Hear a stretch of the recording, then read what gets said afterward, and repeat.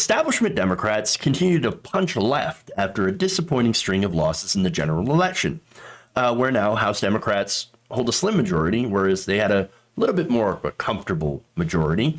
And the Senate right now hangs in the balance in Georgia, where there will be two runoff elections, as Democrats in those races were not able to beat the threshold of 50%.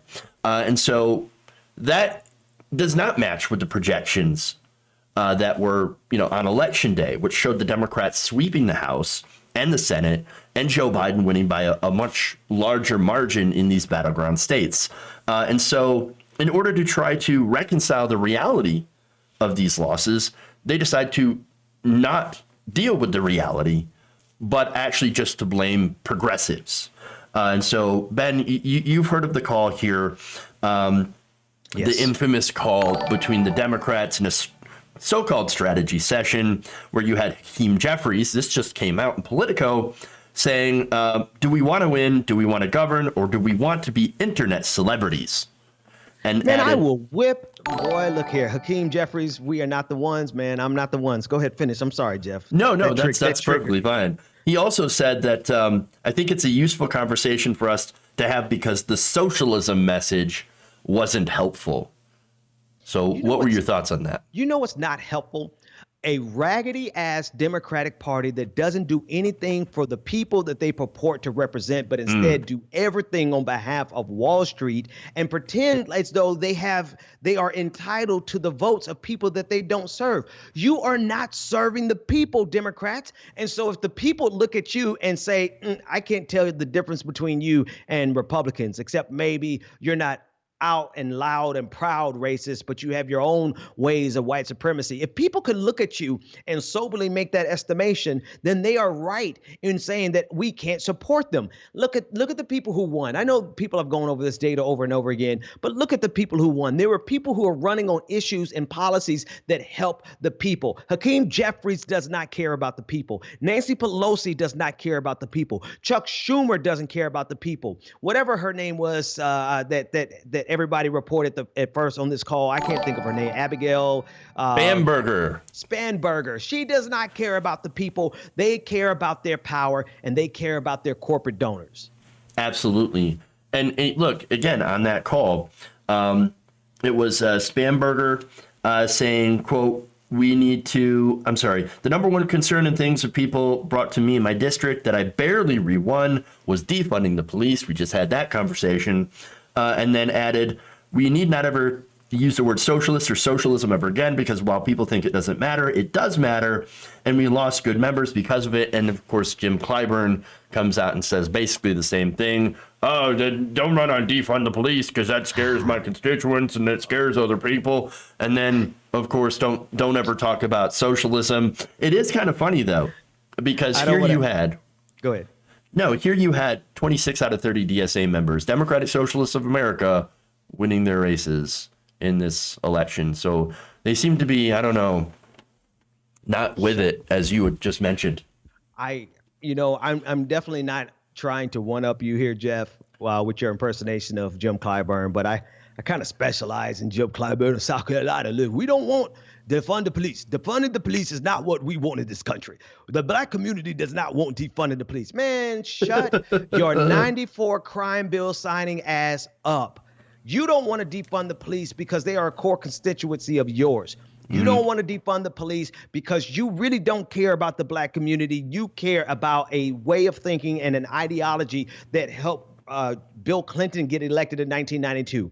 What they're doing is running a strategy to appeal to moderate Republicans, just like Bill Clinton did in 1992. But the world has changed since 1992, even if Jim Clyburn's hairline hasn't. The reality of it is that nobody in the Republican Party is going to ever vote for a Democrat ever again. And we tried this. We tried it. We continuously try it. And if they keep trying it, they're going to keep finding out that they're going to lose their base, the working people of this country, black, white, everything else in between. They're going to lose their base and always be chasing after Republicans like Charlie Brown trying to kick Lucy's football. And you know what? They are still trying to chase after the Republicans.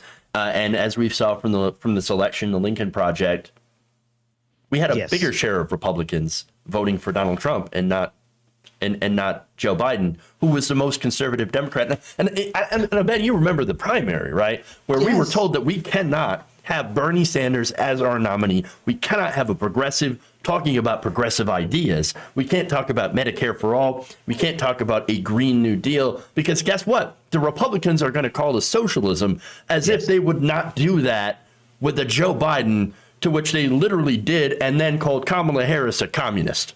Right. Listen, they honestly, let's go beyond that, right? They think that Joe Biden is a socialist and Kamala Harris is a communist. Ridiculous. But you literally had Glenn Beck and John Voight call Joe Biden Satan. Okay. Now, personally, this is going to sound weird for a guy who's a Christian, but after watching 5 seasons of Lucifer, binge watching it, I actually kind of like Lucifer, at least the televised version of it. So if you want to call Joe Biden Lucifer, okay, let's talk about it. But in their minds, it's so far beyond just a political ideology that they're fighting against. They want to make it a battle between good and evil, for which Joe Biden, who is closer to them than he is to us, you and me, Jeff. Right. They want to make him a devil. They want to make him Satan and Lucifer. And I'm sorry, that is the language of fascism and the technique of authoritarianism. No, you're absolutely right. Great points, 100%. And look, just kind of add on a little bit, or just, I guess, reiterate what you had said. Yeah, their politics is all about painting the other side as evil, immoral, out to wreck your life, out to take away your freedom, out to take your guns. They're going to make you get gay married, Ben, and they're going to make you transgender, too. I mean, that's what you hear from these, far right networks, from these people. They're going to take everything from you, and they're going to destroy you, literally. You're not being hyperbolic. Remember, Tucker Carlson the other night said they're going to force you to drink Starbucks. Oh my God! Like, that's the worst thing in the world. Starbucks is not bad. I prefer my Big B, but whatever. And right now, I'm trying not to spend a lot of money, so I'm drinking home coffee. Me too. But that's not. I mean, okay, for one, you literally can't do that. For two, if they did, I mean, I guess I wouldn't mind. But the same thing is that the message you point out is so ridiculous and so based on fear and this. I mean, that's all they've got. That's all they have. That's all they run on, because they don't have ideas. They don't have policy. And guess what? It is easier to control fear, people with fear. And that's also, ironically, what the Democrats are attempting to take from Republicans. We can't run on socialism. We can't run on issues. We have to run on Trump, fear of Trump. There's legitimate fear of Trump. I've been pointing out for that for the last 4 years. He is an authoritarian. This time we actually have an authoritarian as president who refuses to concede. But that's all they ran on, though, and refused to talk about issues. And of course, the media runs along with it because fear does tend to sell. Fear sells. And Democrats, no matter what they do, they are always going to be labeled as the devil to Republicans, because Republicans don't have any policies either that are beneficial to the working people of this country. The fact of the matter is everybody in your audience, as well as you, we all know that there are more working Americans in this country than any other group. There are more people who are struggling paycheck to paycheck than any other group. But you have two elitist parties that are vying to get power and maintain power by getting the vote of working people that neither party wants to serve, right? And the Republicans' route to doing it is fear, hatred, bigotry. Democrats' route to doing it is, well, we're not the bigots. Well, yeah, you're on the surface, not the bigots, but at the same time, you're not doing shit for the working people of this country any more than Republicans are. Right. And it sucks because the same people who have led the Democrats to this disaster that they are blaming on the left, they're blaming on socialism, right, have been reappointed to their positions of power. I mean, you had the Senate, reappointing, reelecting Chuck Schumer. Why? As Senate Minority Leader, why? Why would you do that? Why would you put the same people in the same positions? You have Nancy Pelosi reelected to House Leader, and you have Dick Durbin back as the number 2 Democrat in the House. When you lost, all the centrists, all the moderate Democrats were crushed in this general election, whereas every member of the squad, plus 2 new members of the squad, Cori Bush, Jamal Bowman, they have just, they're going to get into Congress now. Progressives actually had a pretty good election, other than, Kari Eastman. And that was a tough race. And they're all tough races.